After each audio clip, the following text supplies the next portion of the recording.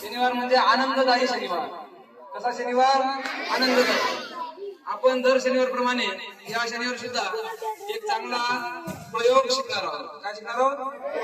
प्रयोग, जो की इयत्ता 6वीला आणि 7वीला एक पाठ आहे आणि त्या पाठाचा घटक आहे दाब. काय घटक आहे? दाब, ज्याला आपण इंग्लिश मध्ये काय म्हणतो? प्रेशर. तर हा घटक आपण प्रयोगामार्फत इथं शिकणार आहोत. बरोबर आहे? तुमच्या सर्वांच्या समोर एक इथे ताट दिसायला कडे, ताटाच्या खाली काय आहे? कप आहे. बरोबर आहे? कागदाचा तो कप आहे. समजा या ताटावर कोणी उभं राहिलं तर काय होईल? चपटल का? बरोबर बघूया. तर ये बेटा, इयत्ता पहिलीची विद्यार्थिनी कुमारी चित्रलेखा ही याच्यावर उभं राहून दाखवला आपल्याला. बरोबर? काय लागेल? काय लागेल? हा कप काय झालेला आहे? चपटलेला आहे. परंतु या एका कपाच्या ऐवजी आपण त्याच्या भोवती समजा जास्तच पटवले, नंतर काय होते बघूया.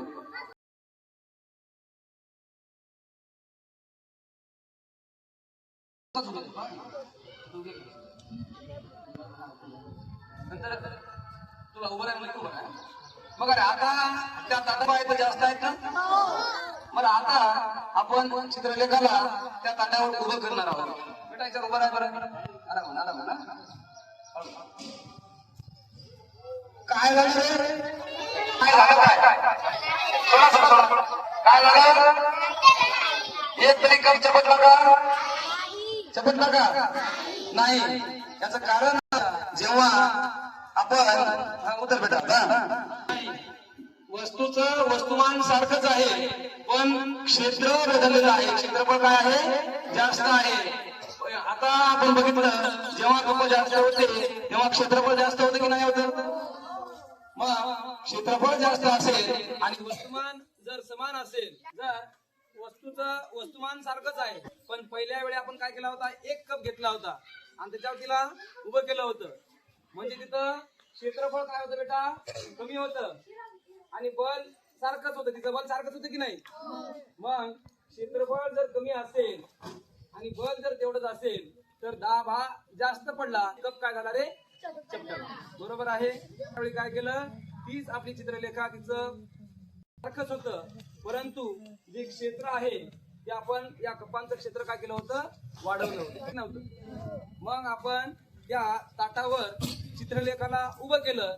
काय झालं रे? एक तरी कप चपटला का? नाही. याचं कारण काय? क्षेत्र वाढलं, बल तेवढं. जर क्षेत्र बल तेवढंच असेल तर दाब काय झाला? कमी झाला. म्हणून ते कप चपटलेत का? नाही. बरोबर आहे? मग याचा उपयोग काय बेटा? बस. मग या आपण दाबाचा उपयोग काय कुठं पाहतो रे? बघा तुम्ही मोटरसायकल ची वॉटर सर्व्हिसिंगचं दुकान बघितलं का? बघितलं का? दाब सारखाच असतो पण त्याचं ते छद्र बारीक असते की नाही रे? म्हणून आपण काय म्हणतो? फार प्रेशरनं पाणी यायलं म्हणतो की नाही? समजा आपण बल तेवढंच राहू दिलं, पाईपाचा आकार समजा आपण वाढवला, त्या छद्राचा आकार जर वाढवला तर ते तेवढ्या प्रेशरनं पाणी येईल का रे? जर आपण क्षेत्र जास्त केलं तर दाब कसा लागतो? कमी लागतो.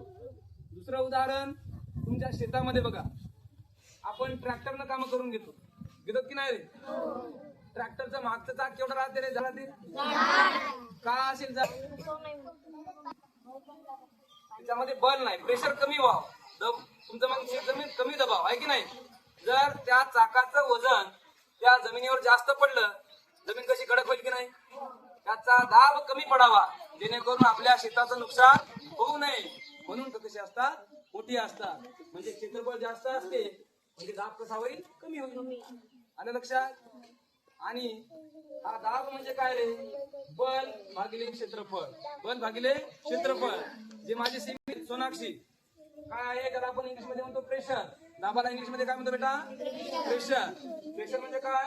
Force per unit area. Force per unit area म्हणजे बलाला क्षेत्रफळामध्ये किती दाब आहे हे यावरून आपण बघू शकतो. ज्याप्रमाणे आपण साखर कशामध्ये मोजतो रे? साखर कशामध्ये मोजतो? दूध कशामध्ये मोजतो? मग हे बल कशामध्ये मोजतो? न्यूटन. 6वीचे विद्यार्थी किंवा 7वीचे विद्यार्थी उत्तर द्यायले. बल हे कशामध्ये मोजतात? न्यूटन मध्ये. आणि तुम्हाला माहित आहे क्षेत्रफळ कशा? मीटरचा वर्ग. बरोबर आहे. मग बघा या दाबाचं एकक काय येणार आहे? बल कशामध्ये मोजतात? न्यूटन मध्ये. आणि क्षेत्रफळ कशामध्ये मोजतात? मीटर वर्गामध्ये. बरोबर आहे. किंवा सेमीवाले विद्यार्थी फोर्स आपल्याला माहित आहे काय? न्यूटन. आणि क्षेत्रफळ ज्याला आपण एरिया म्हणतो, एरिया कशामध्ये मोजतो बेटा? स्क्वेअर मीटर मध्ये. सोनाक्षी बरोबर आहे की नाही का? बरोबर आहे. म्हणून या दाबाचं एकक काय येणार आहे? न्यूटन पर मीटर स्क्वेअर. किंवा आम्ही याच्या पुढे लिहिलं पास्कल. काय लिहिलं याच्या पुढे मी? काऊन लिहिलं असेल पास्कल? कोण सांगते रे? तर पास्कल नावाचे एक शास्त्रज्ञ होते. कोण होते? शास्त्रज्ञ. त्यांनी आपण जसा प्रयोग केला त्यांनी दाबाच्या बाबतीत असे प्रयोग करून पाहिले. बरोबर आहे की नाही? मग या दाबावर जास्त अभ्यास करणारे जे शास्त्रज्ञ होते त्यांचं नाव होतं पास्कल. म्हणून या दाबाच्या एककाला कोणाचं नाव देण्यात आलं रे? पास्कल. समजलं? पुन्हा एकदा रिव्हिजन करा. जर क्षेत्र कमी असेल, क्षेत्र समजा कमी असेल आणि वस्तुमान जर तर मात्र दाब कसा लागतो रे? जास्त लागतो. बरोबर आहे. पण जेव्हा क्षेत्र जास्त असेल, फोर्स मात्र तेवढाच असेल, तर तेव्हा दाब कसा लागेल? कमी लागेल. समजलं का? हा आजचा प्रयोग होता. कसा वाटणार आहे?